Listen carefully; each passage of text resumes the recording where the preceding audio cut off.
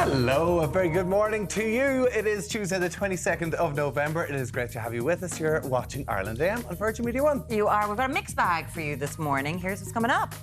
New statistics have shown that Irish consumers were scammed out of a whopping €45 million in the latter half of last year. We're going to be helping you spot a scam this Black Friday. And you can stay tuned for him to over-exaggerate numbers all morning. 45 million is pretty insane. It is absolutely mad. It's getting worse and worse. We're going to be speaking to the LGBTQI plus couple who tirelessly campaigned for equal rights for same-sex parents. Plus, he's celebrating 6 decades in showbiz. Composer extraordinaire Phil Coulter talks about touring at 80 and the love of his hometown, Deric. You've been on stage with Phil Coulter, haven't you? I have, singing Ireland's Call, yeah. There we go, loved every minute. Day I don't remember very well. We're going to talk more about that in just a little while. Alan, Ireland's Call. Ireland's you know Call. well, do you? Indeed. Oh, he's off.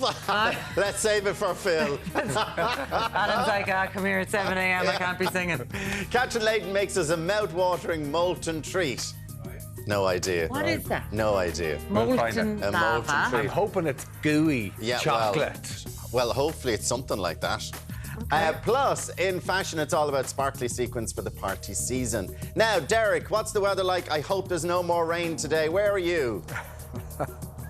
Yes, we're live here in Palmerstown in West Dublin this morning. It's a chilly but a lot drier, a much more settled start to be glad here following all that rain we had yesterday. And boy, did it bucket down across the island. But following all that drama on the slopes on Monday, it was a bit of a mess of a morning. We're taking it down a couple of notches because we're heading off to Liffey Valley out the road to a cookery lesson with the M&S team. So we've got polenta potatoes coming your way. Spuds in a saucepan. What can go wrong? Hopefully nothing. There he is. Yeah, love it. Like, how is he going to break the saucepan? Is it going to fly across the room? Something's going to happen. Deric, you made me laugh yesterday. Thanks very much for that. Look forward to catching up with you later on. Now, let's get the news with Rob O'Hanrahan. Thanks, Tommy. Good morning. The cost of household energy bills could fall significantly under plans going to Cabinet today, while recent motorway toll hikes could also be put on ice. Ministers are to consider a windfall tax on energy companies generating large revenues, as well as a cap on prices for wind and solar power, making them cheaper than electricity derived from gas. The price cap being considered, €120 per kilowatt hour, is about 12% lower than the average wholesale prices. The ministers will also discuss plans announced last week to increase tolls on motorways, with Minister Eamon Ryan agreeing last night that the plans should be reconsidered given the cost of living crisis. Well, rents here have hit new record levels, an average of more than 14% higher in the third quarter of this year than the same period in 2021. That's according to new research published today by property website daft.ie. The average market rent nationwide between July and September was nearly €1,700 a month. That's more than double the low of €765 a month seen in late 2011. The annual inflation rate nationally is the highest ever recorded in the Daft report since its launch in 2006, while the shortage of rental homes is also clear, with just over 1,000 available nationally at the beginning of this month, roughly quarter the average level of availability between 2015 and 2019. Well, those figures come as 6 teaching unions have issued a joint statement accusing the government of a failed housing policy that now risks the effective delivery of education services. The unions say homelessness is becoming a far too familiar feature of the Irish education landscape, and that schools and colleges are struggling to recruit and retain critical staff due to difficulties in availability and affordability of accommodation. They say the effective delivery of education is now fundamentally at risk if steps are not taken to tackle the chronic housing challenges being faced. In Indonesia, over 160 people are now known to have died and hundreds are being treated for injuries following an earthquake on the island of Java. The rescue operation is being hampered by aftershocks and landslides. The major recovery and clean-up operation is continuing on Indonesia's main island of Java following the deadly earthquake. The magnitude 5.6 quake was centred in the Tinjur region in West Java late afternoon local time yesterday and has caused widespread damage in the densely populated island. It was described as a short and shallow quake, but there have been ongoing aftershocks. Dozens of people have been killed as buildings and other structures collapsed. An estimated 700 people have been injured. Emergency teams worked to reach those trapped in the piles of rubble. Many of the injured were treated in the streets, outside hospitals and in other public areas. Everyone staying away from buildings at risk of falling. The quake has triggered landslides too, which are hampering the search and recovery operation. Officials on the island say the number of fatalities and injured is expected to increase. Marie Mulcahy, Virgin Media News. In Ukraine, the UN nuclear watchdog is due to visit and assess the Zaporizhzhia nuclear power plant following recent shelling. Ukraine and Russia have blamed each other for the blasts. Some buildings at the site were damaged, but not critically. The International Atomic Energy Agency says whoever was responsible was playing with fire. The man suspected of opening fire at a gay nightclub in Colorado Springs is being held on murder and hate crime charges following the attack at the weekend that killed 5 people and left 17 others with gunshot wounds. Floral tributes have been laid out near the scene in honour of the 5 victims. The 22-year-old suspected gunman is being held on 5 murder charges and 5 charges of committing a bias-motivated crime causing bodily injury on Saturday's night attack at Club Q. The attack was halted when a patron grabbed a handgun from the attacker, hit him with it and pinned him down until police arrived minutes later. He spoke of the ordeal last night. Listen, there's video and all kinds of stuff. I don't know if I'm even telling it right. I just know I got into mode and I needed to save my family. And that family was, at that time, everybody in that room. And that's what I was trained to do. I saw him and I went and got him. I want those 5 families to know that's all I care about. I want those that are in the hospital right now, get better. Please get better. And finally, for now, NASA's Orion spacecraft has flown by the moon and is now on a journey of approximately 64,000 kilometres to the far side. The unmanned spacecraft passed above the surface of the moon yesterday afternoon, and it's now planned it will travel further than any spacecraft intended to carry humans has ever done. It's all part of NASA's Artemis program, which plans to one day return astronauts to the moon. For car insurance, van insurance or home insurance, call the Quote Devil. Unless, of course, you've got money to burn. Yes, thank you very much, Marie. And a very good morning to you at home, or if you're indeed watching us online on the player. We're coming to you live here from Palmerstown in West County, Dublin this morning. And I'm off to brush up on my cookery skills later on because we're going to be catching up with the M&S team over in Liffey Valley. So that's all to come right across the morning. Anyway, let's pull back the curtains now on your Tuesday morning.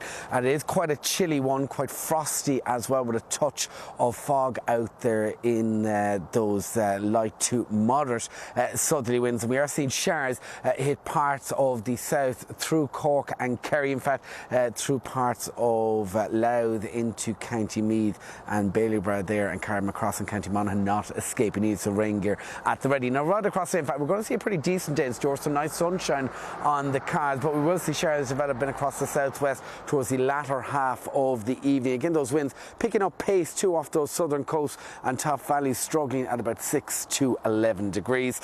Finally then tonight, that rain in across parts of Munster will shift and track up across the country. Some of it will lean on the heavier side with some thundery downpours for a time. Those winds carrying it through the island as well. So a bit of an unsettled start as we wake up then into tomorrow morning, with overnight lows back to 3 to 7 degrees. So a lot milder than what we've had last night. So that's how it's shaping up for now in Palmerstown West Dublin at the moment. We'll catch you back live at 7:35. For first-time drivers, young drivers, returning drivers, if you've had an open claim or have had too many penalty points. The Quote Devil's always got one hell of a quote. Now it's time to take a look at this morning's papers. We'll start with the Irish Times. Its headline: proposal to scrap road toll hikes could cost state €25 million. The coalition leaders are discussing proposals to scrap motor toll increases due to come into force in January, leaving the state on the hook for up to €25 million in payments to road operators to make up for lost income. Our banks are paying savers some of the worst rates in Europe. That's the front page of the Irish Independent. Irish banks are paying savers interest rates that are 4 times lower than the Eurozone average. The Examiner leads with Martin, consult before refugee arrivals. The Taoiseach has said that whilst anti-refugee protests play into the hands of Russia, local communities must be consulted on arrangements for housing new arrivals. Attacks on Gardaí must be punished is the top story on the Daily Mail. Senior Gardaí have called for mandatory sentencing laws after a late-night attack in Ballyfermot, Dublin, left 2 Gardaí in hospital. The Herald goes with that same story. Garda beaten over the head with his own torch. A Garda suffered horrifying facial injuries after being beaten over the head with his own torch in a group assault in Dublin. And a bit of good news. The Mayor leads with Pension Jackpot. A syndicate of pensioners collected a €1 million cheque at Lotto headquarters yesterday and vowed we're coming back for more. Is that for more money or because they're from Mayo? There's Mayo for Sam. Is that what it is? It's not often you get a group coming from Mayo.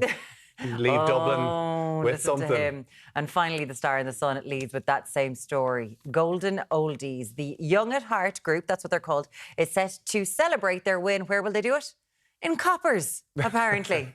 So there we go. If the Mayo team aren't going to do it for them, they're going to go to Coppers and celebrate it themselves. Yeah, I love Fair it. The Young at Heart group, love it. It's such a great photo, isn't it? We'll be talking about that in just a little while. But coming up, we talk about this all the time, but it's getting worse. Fraudsters stole nearly €45 million through scams in Ireland. And that's just in the second half of 2021. Wow, we're going to help you spot a scam ahead, of course. Black Friday coming very soon. That's coming up after the break.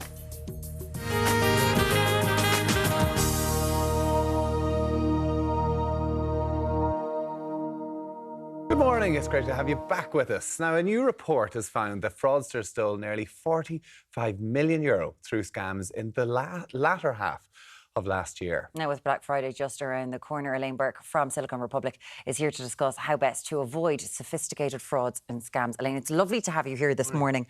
We talk about this all the time, but yet more and more money is being made by fraudsters. Is that a result of us all being, easily susceptible, or the fact that we're going online, we're shopping more online, and therefore the scams are becoming more sophisticated? There's definitely a combination of factors. So that figure of 45 million, that's all credit card and debit card fraud. It's all fraud, I believe. And then about half of that, 21.5 million, was electronic-based fraud. And a lot of that has been attributed to an increase of fraud around online and mobile transactions. But when you have accounted for all amounts of fraud, people were actually out shopping a lot more as well. So that's ATM fraud and actually point-of-sale fraud as well is included in that figure. So we were out and about more for the second half of 2021, so the figures might be skewed in that way.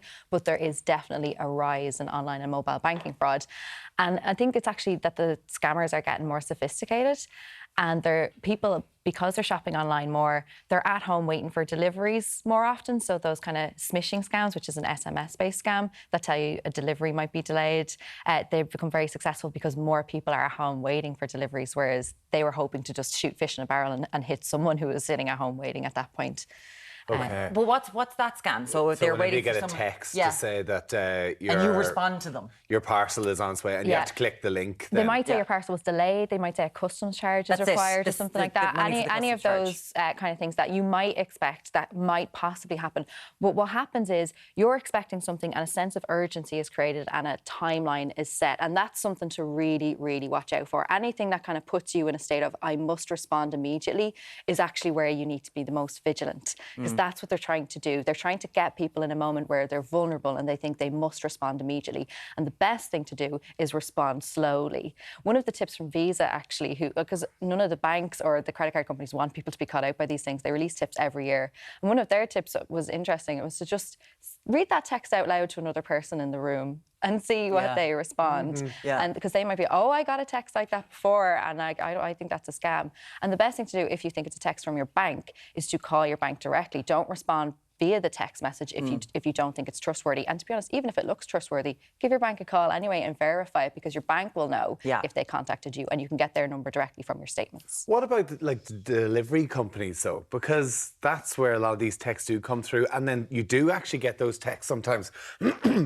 And they're impossible to get in touch with. Yeah, so something that would identify if it was legitimate is there should be a tracking number involved so that you can contact your delivery company, and you should have a tracking number then. Or if it's a delivery that you're actually expecting, if you recognise the text is from a delivery company that you were dealing with anyway, you'll have that information in your transaction reports and your receipts and stuff like that. So again, you can always contact, or sometimes a lot of those services will have emailed you a tracker when you made the order, and all those. These are so many ways that you can slow things down and just check the legitimacy of that text or that alert yourself. We're obviously going online, I know that there's going to be a big push, and we're going to see it on Thursday. I think we're going to be talking about shopping local and considering supporting shops and smaller shops in your local community, which is something that is very important. They make so many jobs that, you know, it's important for the communities. But we are going online. It's as simple as that. And I assume that the scammers are ready to go for the next couple of weeks with Black Friday, Cyber Monday, and they've got like sponsored posts ready to go, trying to catch everyone. Yes, there's a few things to watch out for there. So the thing about Black Friday is because it creates a sense of timeliness, scammers can ramp up their activity on platforms like social media in the next couple of days and probably act fast enough that the moderation tools on those platforms miss them out. So it's very important to be vigilant over the next couple of days for any deals that you see. If it looks too good to be true, it probably is. I would advise not clicking links from social media. It's obviously had to be paid for. So should they not be verified? It's not like where people might book advertising on your show and then there's Advertising Standards Council and regulation that they have to adhere to. Online media is very different and things can be so targeted, and a small campaign can be set up and there's probably not an individual oversight on every single one of those bookings. So you do have to be very, very careful, even if it looks like someone has put money behind that campaign. It can be dodgy. Those sponsored posts are like every second one the last few days. I'm just like, okay, so there's something there. So that is something, please be aware of that. You don't have to click through, see if it's legitimate, see if you can see it somewhere else. Absolutely. And then when it comes to shopping local, some people see .ie and immediately think that that's an Irish website and they're trying to support them, but that's not necessarily always the case. Some scammers can just buy up .ie domains and sit there. So a good thing to do on any website that you're shopping with, especially if it's a brand that you're not familiar with or it's a URL that you're not familiar with, go right to the bottom of the page. This is what I do all the time. See what information is right in the footer of the page.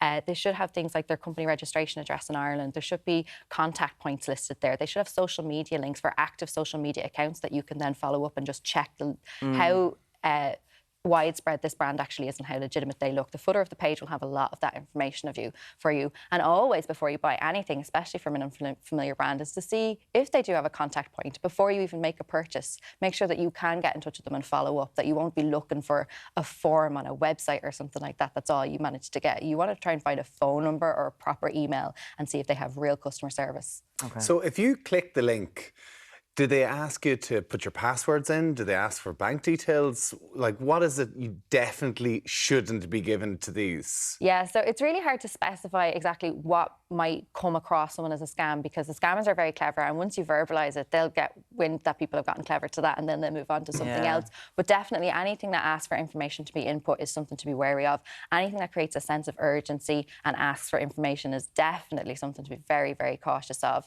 The kind of information, obviously, you'd really want to be very, very careful about is your credit card information. And any website that's going to properly protect it will have a little padlock sign next to the URL, and you can click that padlock sign and check the certification. So it should be an SSL certified website. And that means that your information is going to be encrypted and secure. And these days we have things like extra layers of security. People who do online transactions know that they can input extra codes and things like that. There's extra verification. So there's layers upon layers, and that does seem to be effective because some of the fraud in those cases has come down.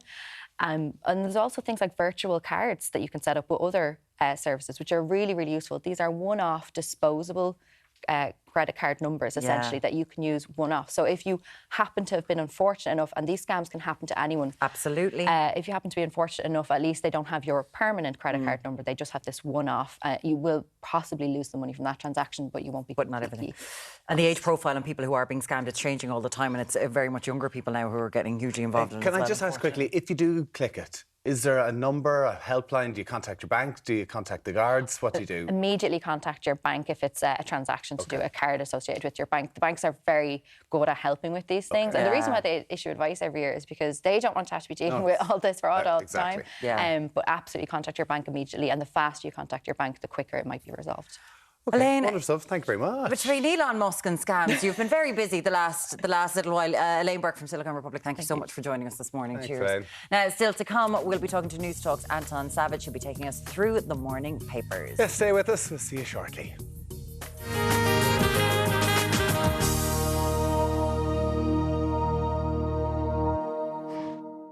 You're very welcome back. It's time to talk about the news, and we've got Anton Savage to do it with us. Yes, and we're not meant to be talking about this, but the two lads here are going on about the armbands yesterday and the fact that the gutless wonders didn't go out there and wear the OneLove armband. Totally. Do you think? If you want to actually stand for something that should cost you, this was a chance to take a stand and make a difference, and gutless a lot of them.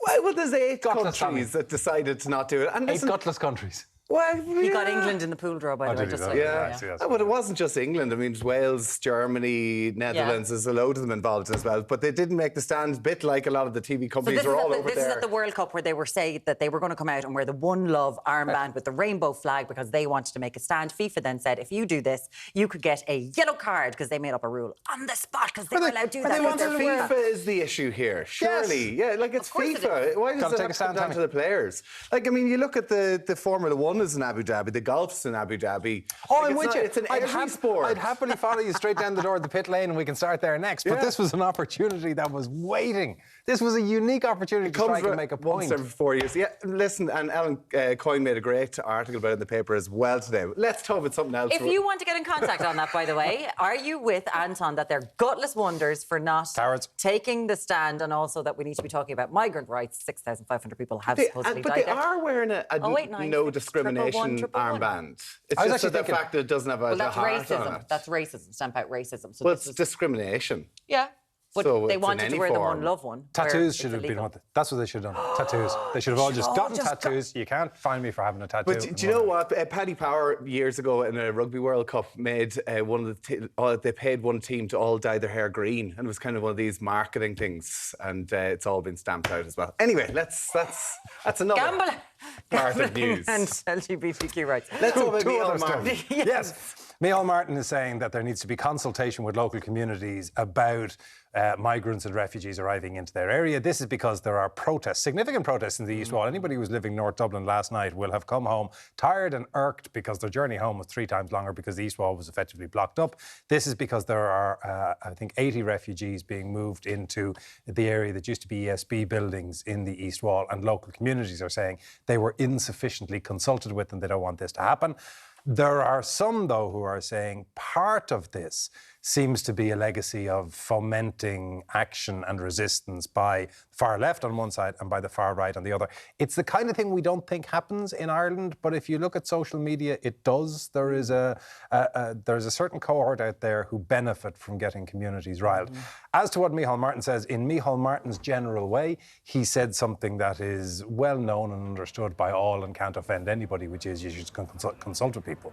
Yeah, you should. That's no harm, but it doesn't necessarily stop that kind of thing. So it's 380 people, including families, are going to be housed in a former ESB building. Up to, in the East Wall. People. But there's 80 single men have been unvetted in there, and the community are obviously... Well, some of the community are frustrated and disappointed that they weren't consulted about it. And you can see there, that was the corner of the Alfie Byrne Road and the East Wall Road, which, as I say, is a major artery. So the fact that that is blocked up has an impact on a huge amount of people. The consultation thing is a fair point, and Micheál Martin is right. Local communities should be consulted with, because in many instances, I mean, if you look at things like big construction projects, when you actually lay out for people, look, here's how long it'll take, here's the kind of impact it'll have, we all know where we're at, it calms fears. Likewise, if people know, well, there's X or Y group coming into our area. I mean, there's only around the corner from where that protest was, there was a homeless shelter set up where the same thing, everybody expected that there would be opposition. There was none. Everybody went fine and welcome, we know what it is.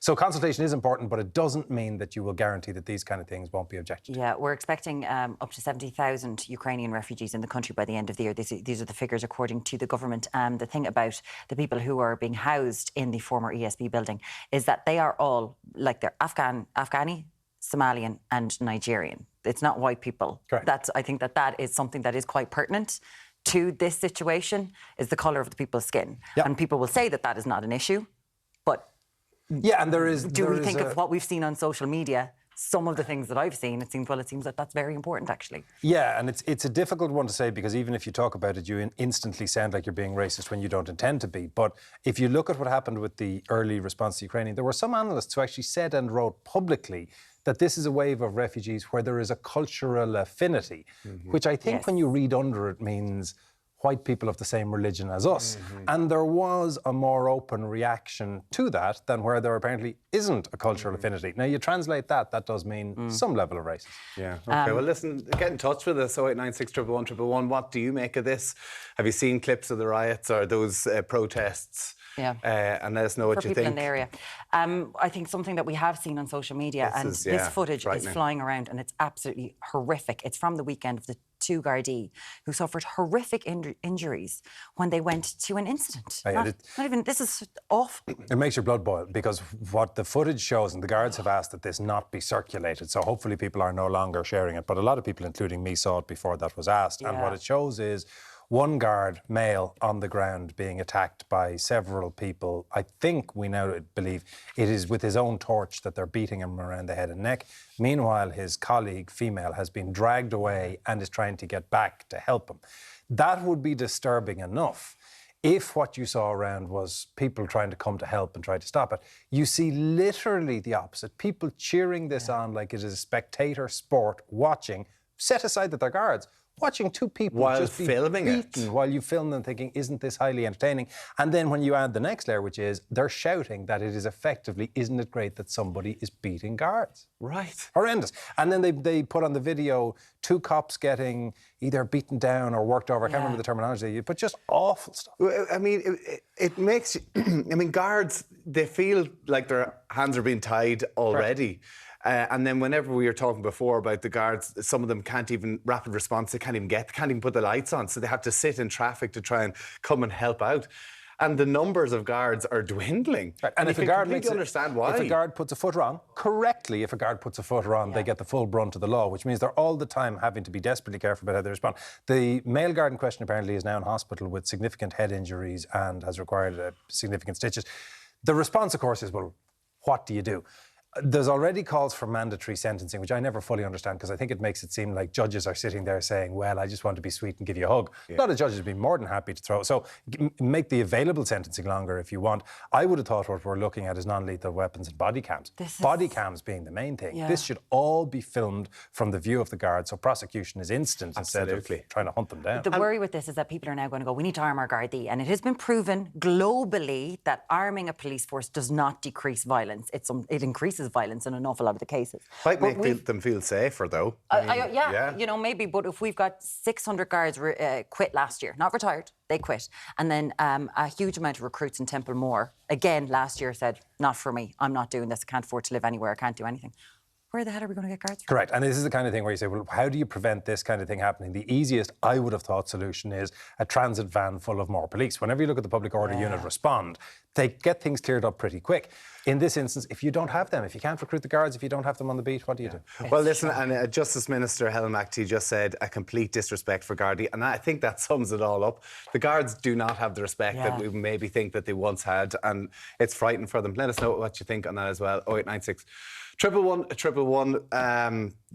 It's quite frightening, isn't it? Anton Savage, News Talk, thank you so much for joining us. Cheers. Alan, something very different coming up. Can I pick up on that as a person who lives, is from Ballyfermot, my family live in Ballyfermot, the majority of people in Ballyfermot are lovely, hard-working people who would literally despise that. Yeah, absolutely 100%. despise that. And yet Ballyfermot is getting that name there. So that has to be cleared up as well. Absolutely. Thanks for that, Alan. Now, coming up, former QI presenter and producer, comedian Dan Schreiber tells us all about some of the world's strangest theories. We'll see in a few minutes.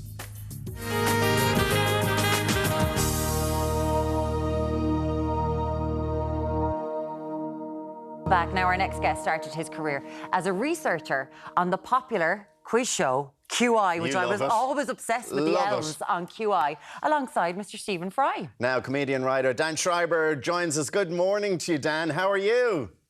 Good morning. Lovely to be here. Lovely to have you here. Listen, a writer, a comedian, born in Hong Kong, grew up in Australia, currently live in the UK, Irish heritage. That's a real mix. How did that influence you, the line of work you're in? Well, it means I'm very confused as a human. I don't quite know where I belong, and no one really wants to have me as a part of their country. It's influenced me because I've got to see the world in various different ways. I've got to be a minority in Hong Kong, and then I've been in a place like Australia where it's a completely different culture, and you just get to meet every range of human alive. And then your dad's got from Ireland, or he's got the Irish heritage, and I think Irish funerals were one thing that you went, what's going on here, lads? Oh yeah, that's my my mum's side is Irish, and yeah, you don't realize how much Irish family you actually have until a funeral occurs, and you're in somewhere in England, and 90 Irish relatives suddenly rock up and say, "Hi, I'm your cousin." So I've met a lot, and apparently there's a lot of my family. Probably majority of your audience is related to me in some way. It is the case. I mean, Irish funerals are renowned world over. I mean, let's talk about being a researcher on QI. And you were, is it the QI elves that you're the QI elves, as Stephen Fry would call them? Yeah, exactly. That was a little nickname that Stephen gave us during his tenure, because we were the people in the background that were sort of beavering away and looking for all these facts, and we would be in his ear as he was on the show. If he needed something, we'd be immediately finding the stuff. And it was a life of just sitting, reading books and being curious and trying to find weird things about every subject possible. But that was the thing, like people at home, we never knew where your mind was going to go because it was always bonkers, and Alan Davies was always the butt of the joke whenever he's still the butt of the joke on it. Like when you're kind of sitting there trying to find the weirdest thing, what's on your CV for someone to go, yeah, you're weird enough to understand what this show is going to be? Well, so yeah, that's a really good question because it's not a usual type of person that gets hired for QI. So I arrived after leaving high school in Australia, and I went to a very odd school. It was called Rudolf Steiner. It's very creative. You don't really get marks. It's quite hippie. You sort of get more shades to your aura than anything else, really, when you leave. And when I arrived here, John Lloyd, who's the producer of the show, and he made Blackadder and he made Spitting Image and Not the 9 O'Clock News, is a real hero of comedy. He met me as a 19-year-old kid and thought, my God, I haven't really met someone this ignorant before. Like, this guy's really ignorant. I'm doing a show where ignorance is a big thing. He might be useful. So I was hired out of stupidity rather than intelligence. And that's the weird world of QI, really. I love it because you think that Stephen Fry knows everything, but you're there feeding information into his ear. Thank you for that little nugget. Yep. Well, hang on, though.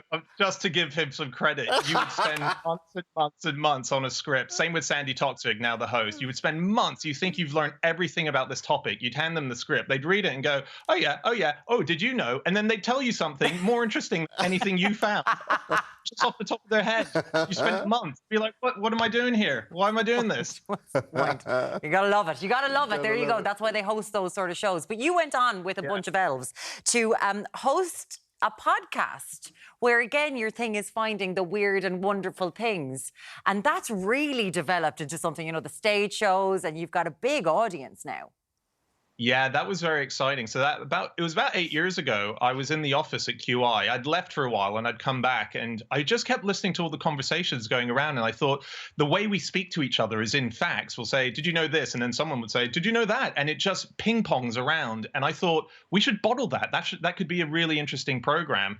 We made the podcast and it immediately worked. And as you say, it's kind of led to going to Australia and selling out the Sydney Opera House and being on billboards in Times Square, and we've had quite an adventure with it. And all it is simply going, what's an interesting fact? I read recently there's a theater in Melbourne. It was called the Sun Theater, which was a movie cinema, and they used to have a thing called the pram room. And what that was is when you came with your baby, you would leave your baby in a sort of cloakroom and take a ticket, and then you'd go watch your movie. And if your baby started kicking off and crying during the movie, your number would flash up on the screen. Be back and just go sort your baby out. I love it. That is brilliant. Go, okay, let's look in the cinemas globally and see what else weird is going on. Oh, that's amazing. That is fantastic. This is your baby in the middle of Back to the Future. Coming up, flashing crying baby, number 62. It's a good bit. I'm not going out to get her. She's fine. She's great. Dan, let's talk about your book, The Theory of Everything. Tell us about it. Yeah, so the theory of everything is the theory that scientists are looking for globally. They're trying to find the unifying theory of the universe. What I'm interested in is the theory of everything else. It's what every single person around this world is trying to work out on behalf of humanity about what is going on. Why are we here? Do ghosts exist? Are UFOs visiting us? So many of us, you'll know this, are just detectives in our own life. You know, be it if we're trying to sort out whether or not a neighbor has done something, we'll snoop into it, as to, you know, finding out if a UFO is landing. And I just wanted to get a book together that brought together the funniest, most weird explanations for why people think things are going on. And it's always fun when you discover that leading people have bizarre ideas. I was reading about an anthropologist called Louis Leakey. This guy discovered more human fossils and primate fossils than anyone else alive. And he believed the reason that we're here, that we're the dominant species on this planet, is not because of how clever we were or that we had tools or fire. It's because we were too smelly to eat. He thinks it's as simple as that. He thinks humans just really reeked, and a lion would come up to us back in the day and go, "Oh, no, thank you, no, and walk off. That's the only reason we're here." That is fascinating.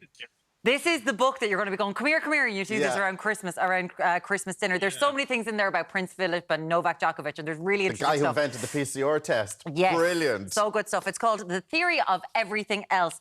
Dan Schreiber, hi to all your cousins around Ireland this morning. It's been lovely talking to you. Thank you so much. Thanks for having me. Cheers, Dan. Thank you. It's great. We'll be back with you on Ireland AM in just a minute.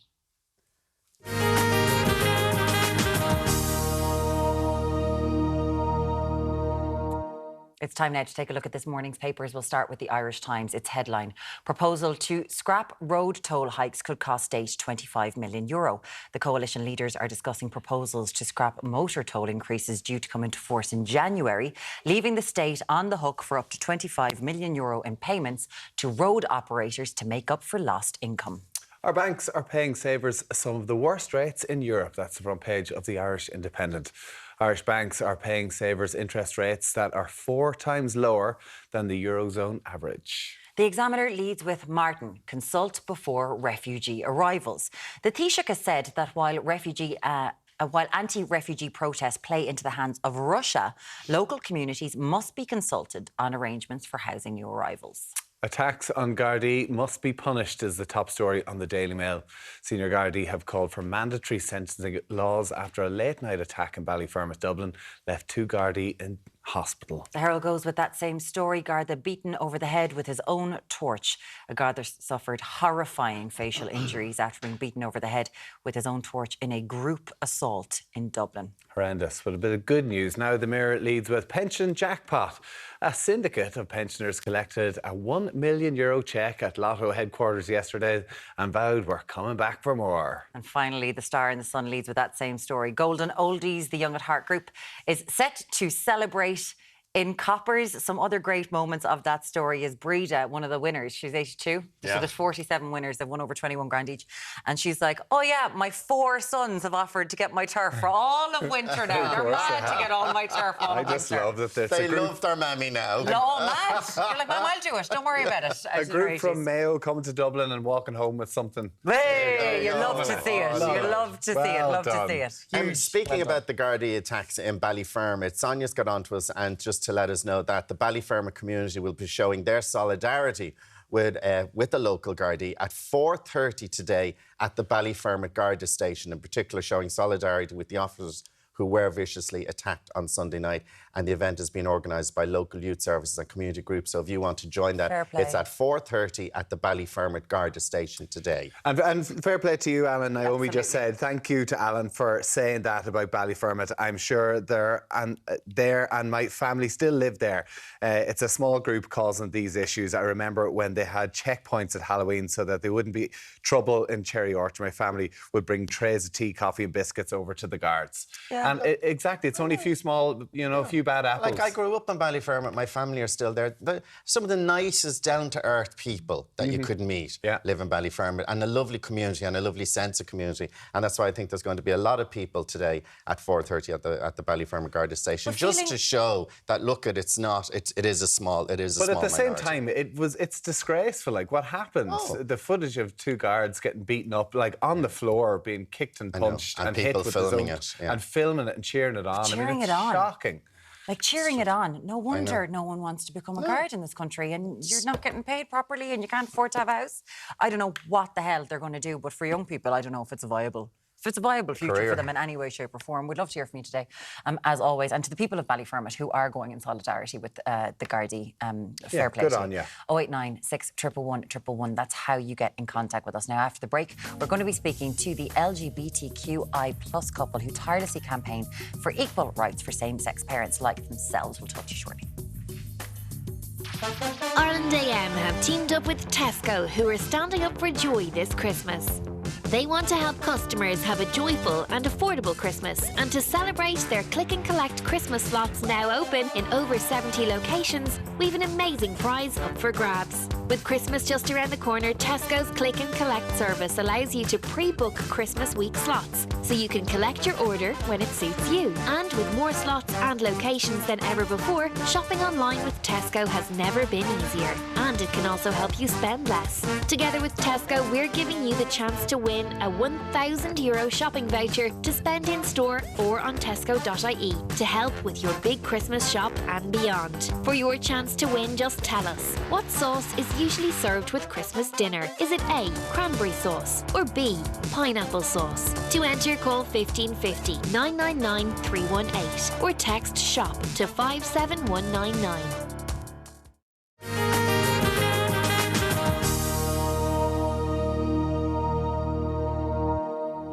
Thanks for staying with us. Now, new surrogacy legislation that is being introduced into Ireland will have positive implications for many same-sex parents, we hope. We hope that that's what's going to happen, because this actually affects all couples, whether you're straight, same-sex, whatever is going on. We're joined in studio by Ranae Von Meding and Audrey Rooney from the Equality for Children campaign with your gorgeous children, Arya and Ava. Good morning. Good morning. It's lovely to have you all here. This is something that's definitely... It's more and more people are becoming interested in it because surrogacy is becoming a viable option for so many people. So, Ranae, can you tell us what the situation, you've been campaigning for this for years, so what is the situation with your family legally right now? So I suppose we've been on here many times. We first were here when Ava was just a newborn baby 6.5 years ago. So the situation we found ourselves in was that when we had our first child, I was considered a single parent, even though we were married, even though we actually used Audrey's eggs to conceive our children. But because I gave birth to them, I was considered a single parent. So I suppose for us, that was the beginning of the campaigning. But there are hundreds, if not thousands, of families in the same situation where only one parent is considered a legal parent to their children. And I suppose that's a situation that so many people have found themselves in if they have gone through surrogacy to have their children, or if they're a same-sex couple who has used a donor to conceive. So, let's explain this to people. So, Audrey, you couldn't bring the children, you couldn't go and collect them from a creche. There's all these type of things that you needed consent for, like the way you're bringing your 2 children up as co-parenting, and yet there was all these legal implications that you had no rights at all. Yeah, and if anything happened medically. Yeah, like you couldn't go to the hospital, you couldn't be the one. Yeah, yeah. How did that make you feel? Well, it kind of, in a way you just get on with it because you're their mom. Yeah. And you have to every day just get on with it, really. But it was always there, wasn't it? It was always a thing, that we had to kind of live with and fight for. And, having kids in the first place is really, really hard. Yeah. And then adding that to it is such a strain on your relationship, everything, So... Because you just want to safeguard your children. Yeah, yeah. And it's one thing that this is about, honestly, anyone who's thinking about surrogacy in any way, shape or form. Like, we've had straight couples on here where the father is basically the father, but the mother isn't the birth mother on the document because she didn't give birth to that child. So it affects absolutely everyone. And I can't imagine that, you know, my child not being my child. Is everyone like, your name is on the birth cert now, right? Or we've got the recognition, Ranae, right? So I suppose, and we've talked about that before. So in 2020, we had a piece of legislation come in that covered many same-sex female couples. We were very lucky to fall under that. And we were able to get into court, actually only last year, to get what's called a declaration of parentage for Audrey. Then we had to go back to the registration office and we actually got their new birth certs earlier this year. So, you know, 6 years later, we are finally an equal family. With your name, both your names on the birth cert. Yes. And what about men then? You're sort of saying that's for women. Like if men want to adopt, what's the situation for them? Or if they want to have a child? So I suppose same-sex male couples who go through surrogacy currently, same with heterosexual couples who go through surrogacy, only the biological father is recognised as a legal parent. Still. However, as many people may have seen, there has been some great progress made in terms of surrogacy this year. We're really happy to be a part of the Special Joint Oireachtas Committee on Surrogacy earlier this year. They published a series of recommendations in the summer that would mean that there would be amendments into the Assisted Human Reproduction Bill. And we are actually very hopeful now that a set of amendments have been agreed on by Ministers Donnelly, McEntee and O'Gorman, and those will be brought to Cabinet, we believe, next week. And if all of those amendments kind of go through, that would mean that anyone who goes through international or domestic surrogacy, both children who already exist and children who will be born in the future would all be protected. So if myself and Carl wanted to go down that road of surrogacy and I was the donor and he was obviously married to me, we would now, under this new legislation, we would both be able to be co-parents on the documents. Correct. And you'd have to, of course, meet all of the criteria. You know, But what are the criteria? I suppose, you know, it's very complicated, but basically, you know, it's children-centred. So it's making sure that the child, the surrogate and the intending parents are all protected in the process. But it would be very clearly laid out what those guidelines are. So that's amazing news, and we're incredibly grateful that we've gotten this far in terms of surrogacy. So I suppose the remaining piece of the puzzle is the unfinished business of the marriage referendum, I suppose, which is ensuring that all LGBTQ plus families who choose to have children are protected. And there are still many that, I suppose, as an unintended consequence of how that original legislation was drafted, there are loads of families who still aren't protected. Same-sex female couples. Because I think we all thought when the marriage referendum passed and everybody thought, oh, this is going to be great for same-sex couples, not realising that all these barriers were still in place. Yes, and there's so many. You know, just to kind of give a couple of examples, you know, we have really close friends who conceived their child in a non-clinical setting. Some people might know it as home insemination. Their child is one of our kids' best friends. She only has one legal parent. Her two moms are they're absolutely incredible. But Kate only has one legal parent because she was not conceived in a clinic.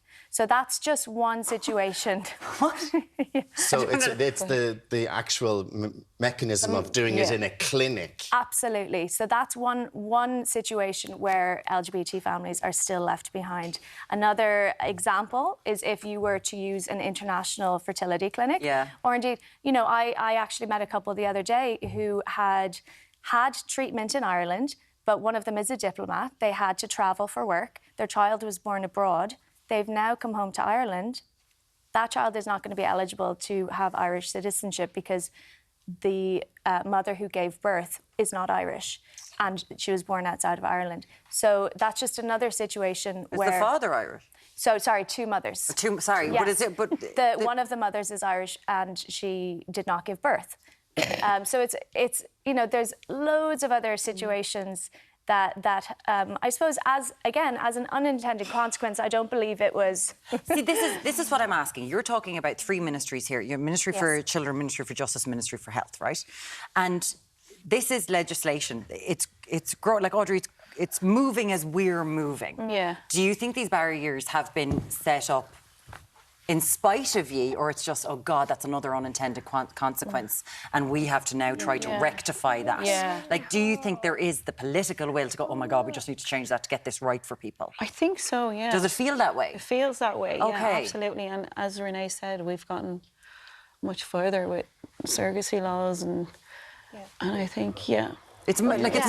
It is It's moving. moving, And we're, yeah. you know, we're very grateful to all the departments who have engaged with us, to all the ministers who have worked so hard. So this is the last piece of the puzzle to make sure that we get those amendments for same-sex female couples included with the surrogacy piece. It all needs to happen together. No one child is more equal than another. And what about male couples? Yeah, so male couples, in terms of, you know, male couples would primarily access surrogacy, so that would be encompassed within the surrogacy legislation that is there. Yeah. So we need this all to happen together because, you know, our family is no more equal than a same-sex male family, you know. But if you did this again with embryos that you already have, and, you know, you give birth again, is that child then has two mums on the birth cert, or you've got to go through all this again? Back to square one. And the reason for that, just to make that clear to people watching, is because our embryos are in an international clinic.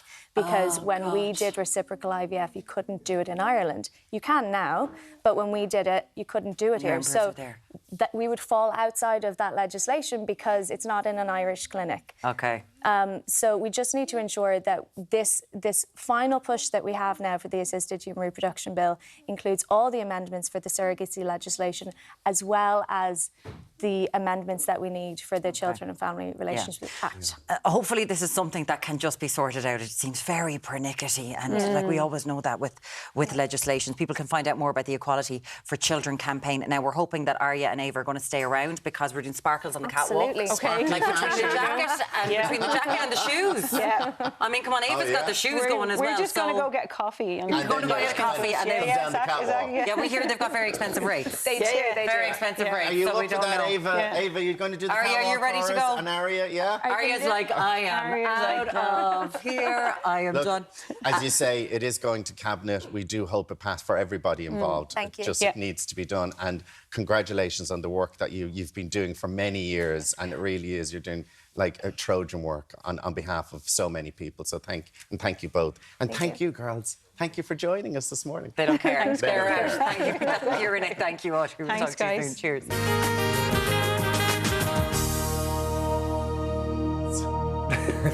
Yeah, now it's time for some chocolatey goodness. Yes, Catherine Leydens is here to show us how to make chocolate molten bombs. Correct. Now, you're under time pressure here, aren't you? I am, because one vital thing about these is they just need 11 minutes. In the oven. Because they're really like what they call chocolate fondant cakes. Oh, so chocolate's on the outside and runny in the inside. So when you break into it, it should be run runny. out. Now, if it doesn't, Catherine, this is not my my fault. favourite dessert. You're joking me. Oh, I love this. Okay. Yeah, I Wow, love it. well, into the mixing bowl. Now, a 3-speed hand mixer will do, or in fact, if you have a bit of elbow grease, you can use the old whisk because they come together very quickly.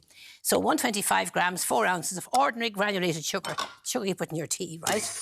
The sugar you put in your tea, not caster sugar. No, ordinary sugar. Whisk that up. Now, while that's whisking, I have some ramekin dishes here, and I have some small little containers here, or bun cases. But they do work better in the ramekin dishes. Okay, yeah. Now, before we came on air, I melted 90 grams, that's 3.5 ounces of butter, and 150 grams, 5 ounces of dark chocolate. Okay. Now, I use 60% cocoa content in that. I find if you go to 80%, it's too rich. Too bitter and Too rich, Exactly, yeah. So now you just beat this until the mixture thickens up. Now, get that. I'm bringing it up here for a reason. There we go. I think I mentioned last week that the beater should be touching the base of the bowl. Oh, yeah. And it's not quite that. God, Catherine, if you to do that with a whisk, that's... It's Oh, not. God. Wouldn't you? Still be going, yeah. You'd be here all day. Not at all, no. Yeah, Now, that's... into that we're putting our melted butter. And I'm just going to put it on low speed. Okay. So, 90 grams, 3.5 ounces. Okay. Here I have my 150 grams, 5 ounces of dark chocolate. Right. And we're just going to combine these together. And it's really prepared very, very quickly. And all we have is 5 ingredients. That's all in this, 5 ingredients. But it's all about timing then, is it? Well, not with this as much as the oven. Yeah. The oven is very important. And because I heard you can kind of get like a chocolate ball, almost like put it in the fridge or freezer and then put it into the middle so that whenever you cook it, it will melt, no? Not quite as good, no. Okay, so no. this is the, very, proper very fussy way to about do that it. one, exactly, yeah. Okay. Now, I just give it a quick whisk. And in there I put 1 ounce of flour. I'll give it one more quick. But this is it now, is it? That's it. And these, oh my God. Couldn't be easier. Now I'm going to pop some of that into, we'll just do 2 of them or 3 of them because... Now, how much do you fill them up? Because they will rise, won't they? Yeah. Now, I only half-filled them, to be honest. Now, just to mention before we get on to it, I have lightly greased the ramekin dish and I've dusted cocoa around the edge. Yeah. OK? And what if you don't have cocoa? Then you better get cocoa. Oh, sorry. OK. OK. Now, because you need it so they'll pop out, you see. Because if they stick to the bottom, then it's no good. Isn't that right? I hope you're not talking too soon. Oh, right. I hope my ones come out of the tins. Of course you will. Now, there's the small little container. And we'll do one as well, just in the... The case. To see paper case. And now, will it work in the paper case? Not as good. No. But I don't want you to go to the expense of having to buy... Load of ramekins. A load of ramekin dishes, no. But you can use any small containers. Now, they seem a bit sturdier than some of the paper ones. That's why I was going to say, use what they call the metallic ones. OK. Because the paper ones are a little too... Too light. Too light, exactly. Now, that'll do us for the moment. We could lick the bowl there. Lick the bowl is right. Have I got an oven glove here? We have. No. Oh, here they come. Oh, look, they have risen, haven't they? No. And what if you undercook it? Like if 10 minutes, what happens? You just like get... over 11, the chocolate won't be run. But if you underdo it... If you underdo it, it'll just be all mushy. Oh. How do you know? It's 11 minutes. If it's under or over, you just won't know until... And it's crispy outside. OK. And soft in the centre. So now we'll just toss this over. Oh, they're too hot. Bit on the hot side, yeah. Careful now. Oh, here, Catherine, take it easy now. Use it. Don't burn yourself. No, I won't burn myself. Oh, lovely, well done. Now we'll just take this off. Woo. Oh. Lovely. Let's have a look. Now that's just... Oh, yes. So excited. This one is so excited. This one is perfect. The other one's a little on the light side. Alan can have that anyway. one. Give Tommy the perfect one. Will we? Oh, we've ice cream as well. Now, ice cream. I generally just dust it with a little icing sugar. Yeah. Yum. And then spoon on a quenelle of ice cream. On top of it? Yes. OK, now give Tommy the proper one. I'm giving you that one. No, give Tommy the proper one. No, I have the proper one here. You have that one there. No, hold on. The proper one's coming up. OK. I'll taste this one, so... Like, let's see, will it... Does it burst? Oh, look, yeah. The chocolate runs... The gooiness. Gooiness right inside but it. the ramekins, so they make a massive difference, don't they? They do, yeah. Because it's that bit deeper. Now, and they pure kind of have... see, does the chocolate come out? Really simple. Now, the trick is... The chocolate is coming out. Look at that. That's Look delicious. at how gooey that is in the middle. Yeah. Now, yum, Catherine. Now, can I suggest, just quickly, you can, quick of course. suggestion, if you're not too sure of your oven, do one first and check it after the 11 minutes. It may take 13 minutes if your oven's underheating. OK. OK? Oh, star. Love it. It's gorgeous. Put these in now to Thank bake. you. Thank you very much. chocolate. So what's that, 60% chocolate, Yeah. is it? Dark oh, chocolate. it's so good. Just keep eating. Lots more to come in our day. We'll see you in a few minutes. Bye.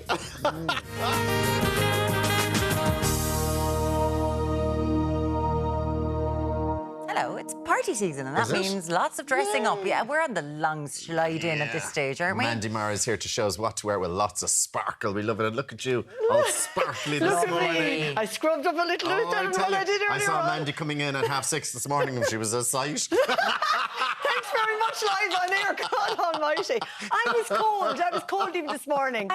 Drives from Galway. I arrived in my nightgown this morning. That's the truth. I was too cold. Her in her nightgown and I would love to see how people arrive at 5 to 7 in the morning. The news you're going to pay dearly after this one. Why am I here? So Anyway, this morning first we've look, got Mary the Lee. most amazing looks this morning, and it is party season. It's all about sparkle, and that's exactly what we're bringing into people's lives this morning. Isn't this just stunning?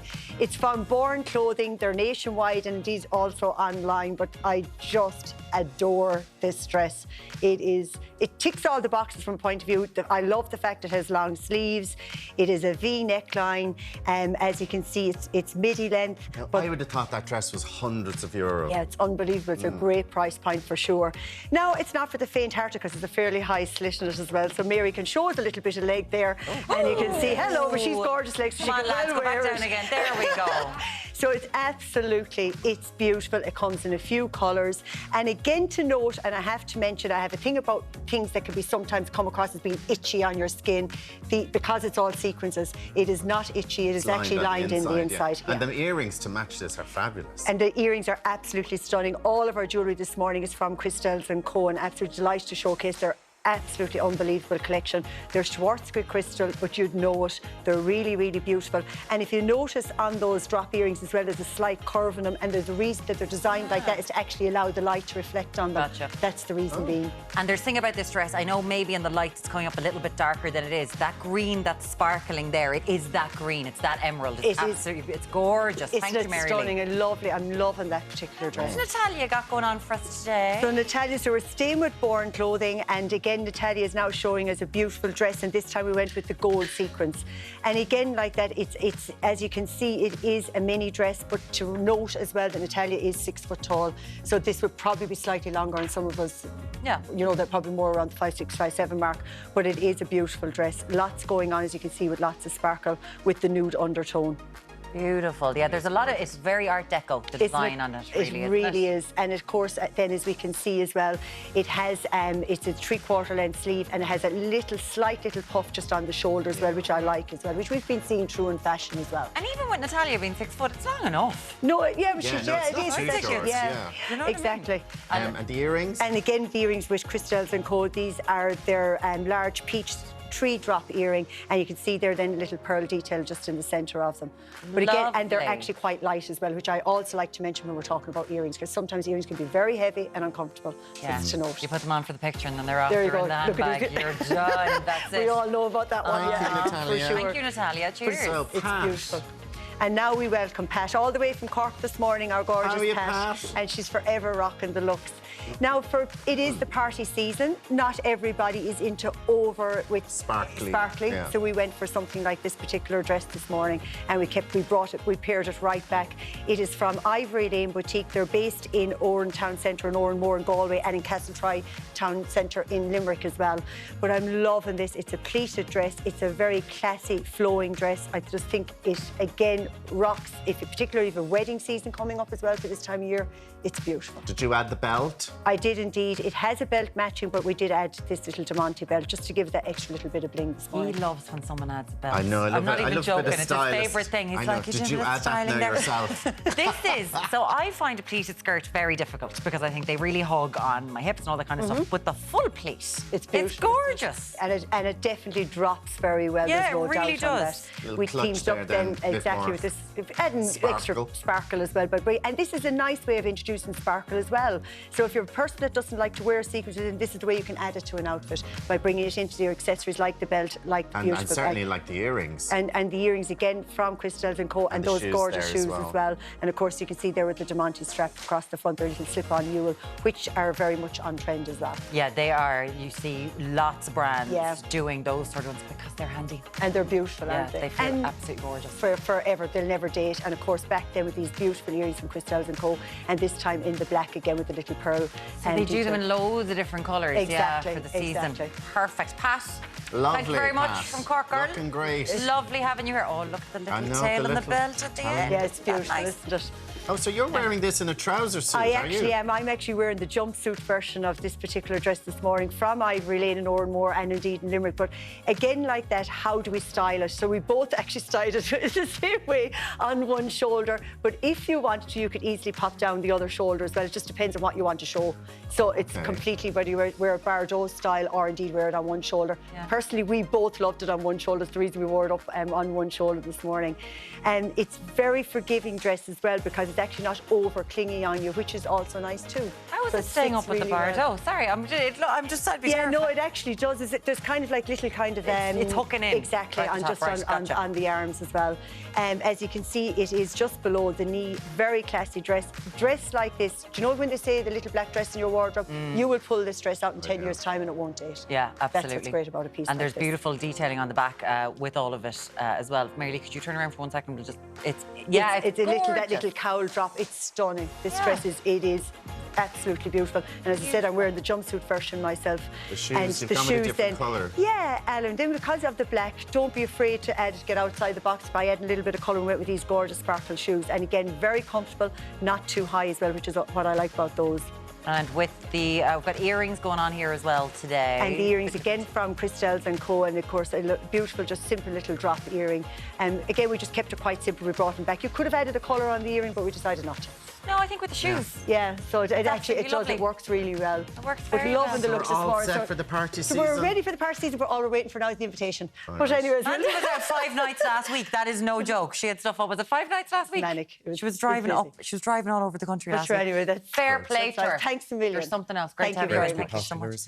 She's very for 1 week anyway. But driving around on site, and she was just like, I'm driving it. She was driving all over the place. Good woman. Time for a break now. Still lots to come after 9. He's worked with everyone from the Rolling Stones to the Dubliners. Phil Coulter shares the secrets of his success. Plus, ahead of Black Friday, we're looking at the best tech deals on electronics and gadgets as well. We'll talk to you very shortly.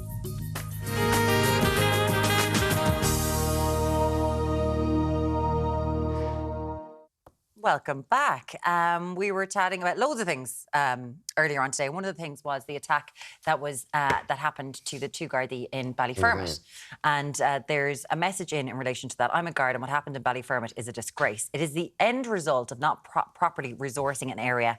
For years, the guards have minimal resources, substandard equipment, and some stations with awful working conditions. Guards attending calls alone in a patrol car. A commissioner trying to make drastic rostering changes, which have had a detrimental effect on people's home lives. It's all destroying morale bit by bit. And that's coming from a guard. That's coming from a guard. Yeah, we've had them in before on the show as well, just talking about how difficult it is. And they're trying to do their job. Everybody makes mistakes, but if they make a mistake, they're pulled up in front of the jury. They're can get in serious. Body cams are needed. Body cams. Why do they not have body cams? It just seems something so simple. Like, you have security in shops with body cams. Why can't guards have them? Bouncers at doors and nightclubs have body cams just sometimes. Seems so obvious. We were also talking where Anton Savage called some of the England players gutless. Gutless wonders. English and the Welsh players, because they didn't wear the OneLove armband. And Betty says, I agree completely with Anton. The players are gutless wonders, allowing themselves to be dictated to by the country that excludes so many. This is a massive step backwards in the fight for equality. What a missed opportunity. Now, this is where I think she has a very good point. If all the teams and captains stood together and they all just decided to wear them, surely they wouldn't be able to give every team a yellow card, would they? Well, they would have, yeah. Would they? But that was the thing, strength in numbers. And the fact is that there was 8 teams that said that they were going to wear this OneLove, and then they got told, well, if you do that, you get a yellow card. OK, now, call me stupid. What happens if you get a yellow card? So if you get 2 yellow cards, you're sent off. So that's what everybody would have been on the one card, and if they get another one, you'd be sent off. So that's what Mary said. Thank God Gareth Bale didn't wear the armband because he got a yellow card in the match. So if he had got a yellow card and had worn the armband, he wouldn't have played. And then therefore, Wales, he won the penalty for Wales and scored the penalty. And so how many matches would he miss? So he would have probably... just that one, No, you probably would. If you get a red card, you're probably banned for... whole tournament? Well, 1 or 2 games, I would imagine. I thought it was a straight red, you're banned for the next match. But if it's yellow, you're back. I could be completely wrong. But also, Gareth Bale... We're talking to the rugby hero Gareth Bale might have not gotten that yellow card if he was already on a yellow card. You know, he might have got I mean, listen, it would have been something, I think, for a show in numbers to do it. Yeah. But I think when a couple of the teams said no, then... But I do think if they all had, would FIFA have buckled if they all had worn them? Sure, FIFA are just making it up as they go along. Do you know what I mean? Anyway, thank you for those messages. We really do appreciate them. Absolutely. Now, after the break, legendary singer-songwriter behind the rugby anthem Ireland's Call, Phil Coulter, is going to stop by for a chat. But before all of that, fancy bagging yourself a brand new car? Well, you're in luck, because all this week we have teamed up with Toyota Ireland to give you the chance to win a brand new Toyota Aygo Cross. Take a look at this. Beep, beep. We've teamed up with Toyota Ireland to give you the chance to turn heads like a celebrity in the Toyota Aygo Cross, the compact crossover built for everyday life. For your chance to win, just call or text the numbers on screen and answer the question.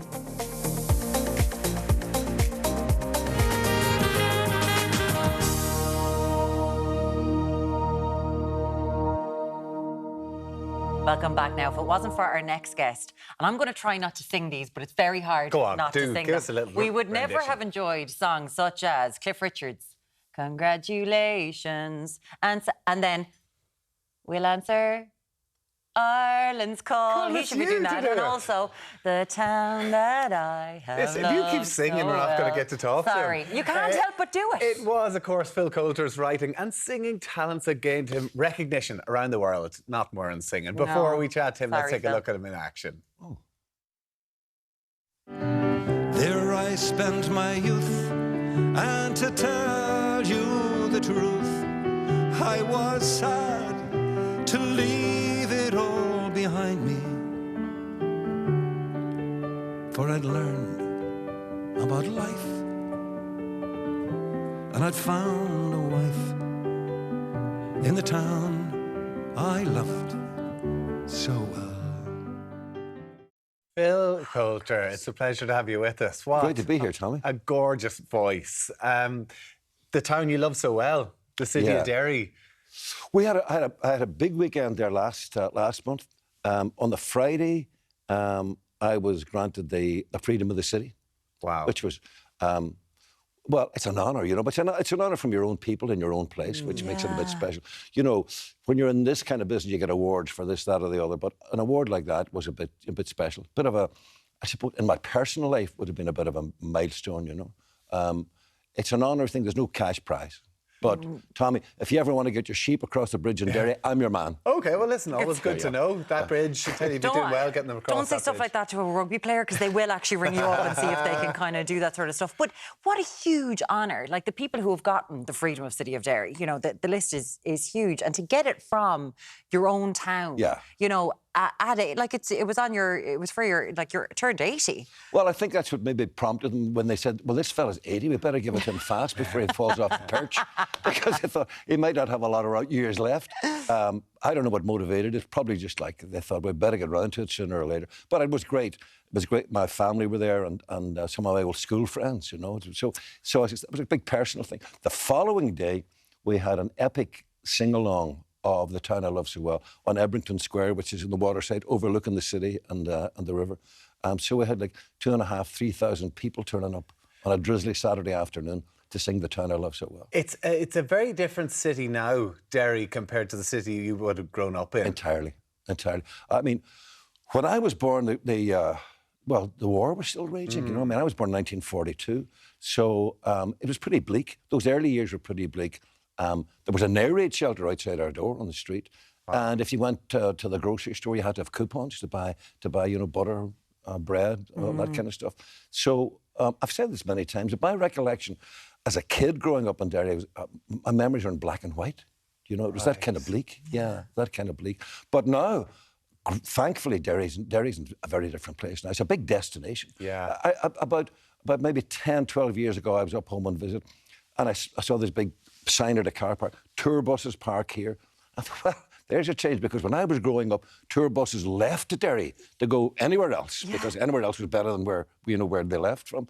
But now it's become a destination. On the walls in Derry, When I have friends back, maybe from America, whatever, take them around the walls of Derry, and you'll hear groups of French and Italian and German tourists going to Derry. There's such history, and it's such a gorgeous city to visit now as well. And from your point of view, growing up there, with those black and white memories, you talk about music. Music was your way out. Not only for me, but for a lot of people, in those bleak years, people had to entertain themselves. There were no theatres. There were very few concerts and stuff. But, for example, in our house, the prized possession in the Coulter terraced house was a piano. So when there was an excuse for a party in our area, it happened in the house. Which was, for me, growing up, listening to those parties, those big nights in our parlour, the sense that music wasn't something that you kept to be studied in school or to be sung in church or at the annual music festival, but music was something to be enjoyed. It was a living, breathing thing. That stayed with me from those early days. And for a lot of people, Derry has had a great reputation of music. And in the leaner days, music was about the only light at the end of the tunnel, And there's a thing that you say, born songwriters, but there's not a thing such as that. You will work at your craft. I firmly believe that. I don't believe there's such a thing as a born songwriter. I think it's a craft that you have to learn.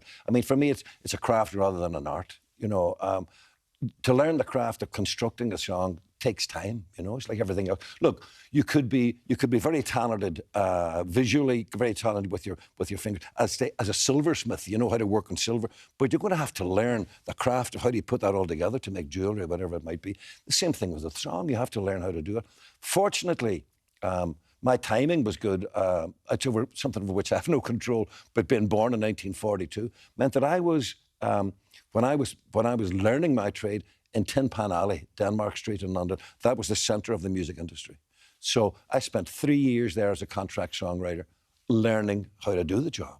And listen, it's like anything. You can be born with a gift, but if you're not willing to work at it and practice it and work on the craft, then it's not gonna come about. I have to ask you about Elvis, because you wrote a song for Elvis. How did these things come about? Well, that's probably my proudest professional boast, to be the only non-American songwriter to have written a top 3 record for Elvis. Especially, when I was growing up in Derry, and the attic bedroom that I shared with my 2 brothers in this little terraced house, listening on a beat-up radio to Elvis Presley singing "Hound Dog," "Don't Be Cruel," "Heartbreak." Not in a million years that I would ever sing one of my songs. The story is quite interesting. There's not a songwriter on the planet who wouldn't have sold his children into slavery to get Elvis Presley to sing one of his songs. That was the ultimate thing. And normally it would have meant a carve-up. Colonel Tom Parker, the manager, would have had half of the song, or somebody else would have a piece of the song. I wrote the song initially for Richard Harris, the film star. After he had a massive hit with MacArthur Park. Yes. Yeah. And I loved that. Still one of my top 5 records, probably. But then he went back to making movies and didn't pursue his singing. We used to drink in the same pub in London, and I persuaded him back in the studio. And we did this album called My Boy. Yeah. Which was a chart album in the States. Then we toured America, promoted the album, etc. Then Harris went back to making movies, and I thought that was the end of that. In fact, I came back from that 6-week tour with Richard Harris and seriously considered checking myself into St John of God's. Right. From the 6 weeks of being with him. Kind of tour, yeah. Wow, well, Harris was in the whole of his health at that stage. Oh, wow. There's a great documentary on Harris which has just been released. Been released. His son was on 6 o'clock show last night. Oh, yeah. Jared, So then it was, months had passed, and I got a phone call in the middle of the night from Albert Hammond, my old songwriting buddy. Albert's one of the most prolific of songwriters. Wrote all the Joe Dolan hits, wrote One Moment in Time, It Never Rains in Southern California, The Air That I Breathe, blah, blah, blah. He had just been to see Presley in concert in Las Vegas and called me to tell me that he was singing my song. And that's how it came about, because we didn't have to negotiate with Presley wanted to do the song, because the theme of the song is about, a troubled marriage, which was true to life for Elvis at the time. So he wanted to do the song. So did you get to perform with him? Did you get to? I wish. No, I wish. I was living in LA at the time, and the RCA Records promo guy said, "Listen, Presley is in Vegas in a few weeks' time. Do you want to come up?" I said, he said, "I can get his VIP and we'll get to meet Perfect. So I go up with the Chuck or Buzz or one of those American names, I can't remember, but Chuck anyway, Chuck or Buzz or whatever. He would go to see Presley, who was fantastic. But it was in the latter years, so he wasn't at his peak, but he was still Elvis Presley. Yeah. And as he's doing his encore, Chuck's is right backstage. So we go and we're waiting in the backstage area at Presley's dressing room. And Presley arrives, Julie, covered in towels and all sweaty, and a couple of security guys on the other side. And he's walking past us. My pal Chuck, Buzz, whatever, he says, Elvis, this is Phil Coulter. This is the guy who wrote My Boy. Presley goes, and walks on. So at least he acknowledged the space that I was occupying for those moments. You got to do that. Me and Elvis. So but meeting Elvis, I thought, this is going to be great. Me and Elvis, we'll hang out and drink Jim Beam whiskey and, I've handled it with Richard Harris. You heard all about it. You did get to perform with Tommy Bowe. Tommy Bowe, I mean, listen. Come on, Phil. Well, I don't think every Phil career's got its highs and lows, man. You know what I mean? Yeah, you were performing the Waterfront Hall in Belfast. Yeah. This is going back a long time, and we had to dress up in the Ulster gear to sing behind you as backing vocals. But for Ireland, was it for Ireland's for Call? Ireland's Call. For Ireland's but Call. It was St. Patrick's Day, and I'd been on the beers all afternoon.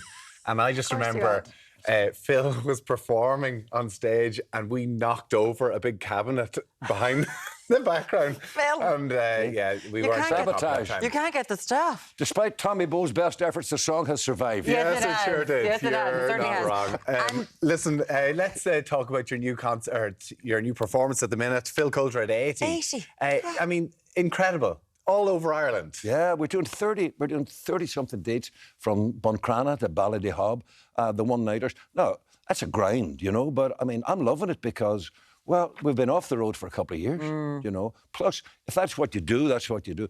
During the lockdown, we tried to maintain some kind of a profile with our fans, followers, believers, whatever. We did a live on Facebook every Saturday. We did a lockdown lounge, 40 minutes, a few songs, a few stories. And that was a different experience and a learning curve, I mean, it was.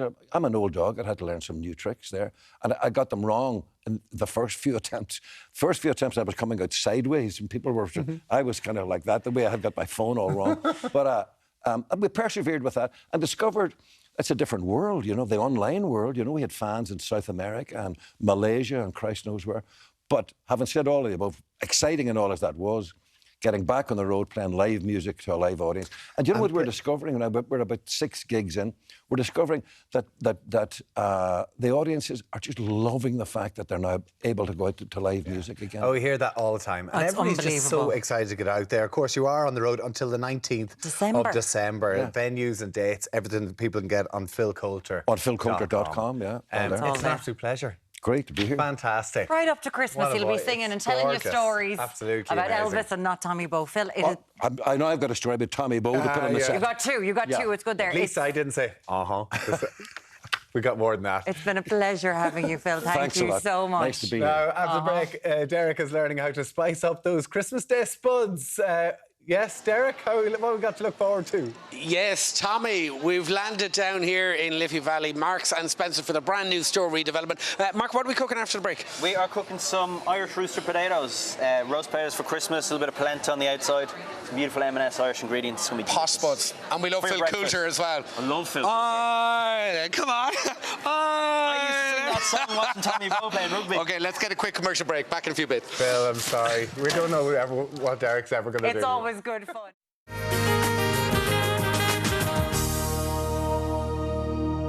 You're very welcome back. Now, what are we talking about? You can mash them, fry them, boil them, smother them in oil, and roast them. Oh, what are we talking about? I wonder what it could possibly be.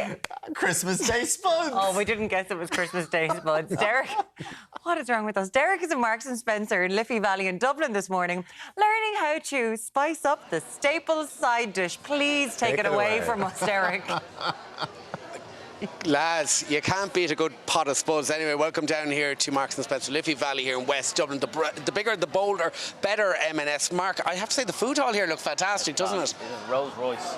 Brand new. We're going to be rolling it out soon, but really, really nice. Delighted to be here. And 25% more space as well. People can get in, shop around, and enjoy themselves. And the place is stacked with really, really good food. Yeah. Now, what are we making this morning, Mark? We are making roast potatoes, because who doesn't love them for their breakfast? Okay, but these are posh spuds. Not really. That's the whole point of using here, is we've a couple of basic ingredients that just make them a little bit better. So we're using rooster potatoes. So these are Irish rooster potatoes. We did a test for the new TV shows coming out at Christmas of the best variety. Now, I thought it would be Maris Piper, yes, but it actually turned out to be rooster. It was the best texture inside, the best flavour. Well, Cur Pinks are nice though as well, aren't they? Well, I thought it would be Maris Pipers that were Irish, but they were a bit over caramelised and not as nice inside, whereas the old reliable rooster, as I call it. Yes. Now, what we do is we peel a bunch of them, and then what I do is I get them into some water. Now, there's a couple of key points with roast potatoes. When you're poaching them at the beginning, you need to heavily salt the water, like heavily salt the water. So what that does is it seasons them the whole way through. So as you crack into them, they're beautiful and buttery and salty throughout. I cooked them in the pot for about 5 or 6 minutes, just simmering away. Bring it up to the boil, let it simmer away. And what happens there is you end up cooking the outside of the potato. So what you want it to be is almost overcooked on the outside as it boils and still raw in the middle, because that allows us to make them really, really crispy. Now, Mark, can you cook them with the skins on, by the way? You can cook them with the skins on. Because I like the skins on spuds. Yeah, well, I prefer baking them. Like, if I'm baking them, what I'll do is I'll put them on a bit of salt, bake them off just at 200 degrees in the oven. But with this, because we want to make them really crisp on the outside, if I leave the skins on, everything just kind of falls off and it doesn't go that nice in the oven, particularly for the roast potato. So once they're in there, now I have a few which I've pre-cooked. So they've been in there for about 5 or 6 minutes, boiling away. And what we do is we can strain them off. So you can see there, you can see on the outside, they're gone almost crispy and see-through, and they're steaming away. Now they're still rock solid in the middle, which is what we're after. Now you can't see them in here, but what we do is we strain off any of the excess water. Okay. And then what I do is I let it just steam. So you steam it for about 2 or 3 minutes with the cloth on. Very important point, because... And what does that do now? If we've got too much water in there, what happens is they don't go crispy in the oven. They go quite soggy. You can see them there. So we leave them under a little bit of a cloth. I leave them for 2 or 3 minutes, and what happens is all that excess water on the outside will evaporate off and they go lovely and fluffy. You can also put them in your fridge if you want, because you'd be surprised, your fridge is actually one of the driest places in your kitchen. Yeah, so everything will dry out really, really nicely in the fridge. Now, we'll pretend we've gone forward 2 minutes and we go on to the next stage. So what we do is we get this beautiful M&S roast potato seasoning. So in here you've got a little bit of polenta, you've got some salt, you've got some pepper. We're going to crack that open. So you can just pick that up here in store? So this is the key with Marks & Spencer's, is some beautiful little things that you can pick up in store. Now, you're going to be doing your cooking at home, but these are little added bits that make your good food great, I suppose. And you can taste a lot of wine in here as well while you're at it. Yeah, it was I tell you, there's people all behind the cameras here as well, and it was rock and roll this morning. I was saying to some of the guys, sure, this is a great workplace. Yeah, no, it's great. So our seasoning goes in there. Okay. That's our salt and peppers in there. Lovely. And then this is the next key ingredient. So now, polenta. Polenta is corn, is that right? It's corn. Okay. Yeah, so usually what you'll do is you'll cook it off and you'll bake it. So you might have like a baked cheesy polenta. There's actually a recipe on the side for cheesy polenta. I pick this up in store and I go in with, I never really measure anything, a couple of tablespoons of the polenta. Okay. Now that's what's going to make it really, really crispy. So what I do then give is them I a just little shake. Give them a little shake. Okay. And what you'll see happening is if I pull that up, the outside, which is cooked, goes kind of fluffy as you bash it up, and the polenta sticks to it with that seasoning. Nice. And that's creating a coating which is going to go really, really crispy. Okay. Now, what we do next, we have them there. They're all ready to go. We get a tray from the oven. Now, there's a couple that I have pre-cooked here. So what we do... What are we talking heat-wise there, Mark? So we've got 200-degree oven, and they're going to take about 45 to 50 minutes. You've a little bit of rosemary there as well. So what I did, I got some goose fat, again. Goose fat, if you don't want to use goose, you can use vegetable oil. Yeah, if you're a veggie, yeah. Pick it all up in the store here, packed with flavour. These lovely cook with range. That goes in on the tray with some rosemary, with some garlic, which you can get here. I put it in the oven first, so it's very important that we heat up our oil in the oven. Then we take our potatoes out. On they go. And they'll sizzle away on that. Yeah, they'll sizzle away all the bits of polenta, and you can see them starting to sizzle there. And then what happens is they go into the oven, as I say, 200 degrees, about 45 to 50 minutes. And you can have these on Christmas Day, say, or at the weekend. They'd be nice at the Christmas dinner, actually, yeah, wouldn't they're they? beautiful. Now you can plate them up there, Mark. Yeah, you can have them done. And what we do is I just turn them every few minutes and look at them. You can almost hear. They're almost like schlitters. Here. Well, I haven't heard them described like that before. And a little bit of garlic in there as well. A little bit of garlic in there as well. And then just to finish them off, what I do is you can add some butter, which I love, but I'm going to add a little bit of this. So this is the collection M&S truffle mayonnaise. Just because. You're spoiling us here this morning. So that's what you do. That's the reason you have M&S, is for little bits like this that make your good food great. Absolutely. Really convenient, packed with flavour. And who doesn't love some polenta roast potatoes? You can try before you buy. Try before you buy. Well, you can. That's the thing in store here in the new store. They've got loads of little sampling sections. So if you want to come in, try some coffee, try some ingredients, try some wine even. The samplings are there. Great way to do it. That looks too good. All right, guys, we're going to dig in here. Be careful of top. Is it good though? That's brilliant. Beautiful. Back to you guys in the studio. Thank you very much, Mark. Oh, wow. Call for Deric to be in for cooking segments to watch him. Mayonnaise, yum. Now, Eat it straight you know away. how to make your roasties for Christmas. There you go. Up next, it's almost Black Friday, and our gadget guru, Colin Baker, is going to be showing us the best deals for all you tech lovers out there. Talk to you shortly. That's coffee. Nice one.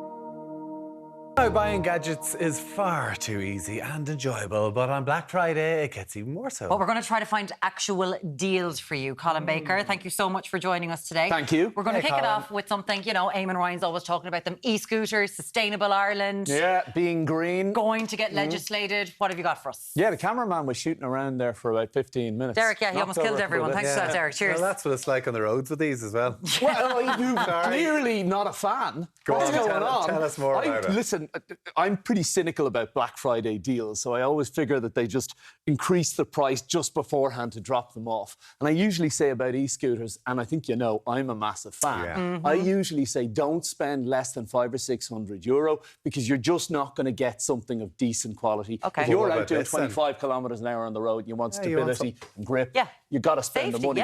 This one's €359, and I cannot fault it. I couldn't whittle one out of coat hangers for that kind of money. Really? Like as you can see, it's really well put together. Recommended price? This is it. Well, I would normally say don't spend less than €500 or €600. This is a Segway. So you know Segway, they're the people who do the big commercial. The guards, they had the Segways exactly, for the 5 guards seconds. and the security guards and stuff like that. So it's really well put together, well engineered, decent battery, nice big wheels, plenty of grip. Good, solid, real brakes, and it's legal, or at least it's designed to be legal when they actually sort all that legalisation So $350 out. for that? Yeah, €359 in Currys, I found it. Yeah, and really, I couldn't believe the price of it. For that Well, money that's to great get something value. that solid, that well put together. What about this next one? So we're looking at doorbells. These have been a big thing for a few years, but they've been up to €200-300 for the decent ones. So it's the camera, so you can watch it on your Yeah, phone. you see, and it's you not just about being able to see who's ringing at the doorbell. These things are security cameras as well. Wide view security cameras for the front of your house. Okay. So they're not only seeing it when somebody presses the button, you can access these all the time, or you can set them to record when there's activity. So if somebody just comes up to the door and leaves, you get an alert on your phone. Are there So it's GDPR really good. issues with it? Like, say if it's on, say if you were living on a street. Let's and not you've got get one- into that. Sorry, Yeah, of course you would. I will say one thing about GDPR. It's thrown up as a flag every time there's something to do with this. It's your door. Anyway, it's your it's a security. great He already did that to me. Yeah. This one's €99. So Okay. very, very good value for a decent And I brand have of one, and they're fantastic. Absolutely. Nespresso. Nespresso. This is probably the one I was most shocked by price-wise. This is €50. Alan was asking me what price it originally was. I think it was 99 or 199, something like that. But not only do you get the Nespresso machine itself for €50, you get the selection box as well, which comes with glasses and cups and accessories and a whole load of caps. It's kind of an advent calendar it's an advent thing. calendar. So right the way through December towards Christmas. These newer Nespresso machines, those caps, there's a lot more going on them. This is what They've you got use. digital barcodes on them. So not only are you getting a particular type of flavour, it's spun a particular way, and there's a particular volume that goes into the cup. Makes as a well. nice So coffee, but there's a lot to it. You can't go into the supermarket and get And buy the cheap ones. You have to get. That's where they get and you. that's where they get you. They So get it's you, but in probably fairness, good value there. very good value there. But, you know, 30 cent a capsule in comparison to €4 for a Yeah, capsule. exactly. So it is. You're still saving a lot of money versus going down to coffee What I shop. like about these, well, it's not just an espresso every time. You can get a big coffee, small cup, whatever way you like. There's a lot more to it. It's not just a little box. Loads of flavours as well, which is great. This is a big... My daughter, a big fan of this. I was talking to them. They sold 20,000 of those in Ireland last week. And this is going to be on... Last week in Ireland alone. This is going to be on the toy show as well, so that's going to grow from there.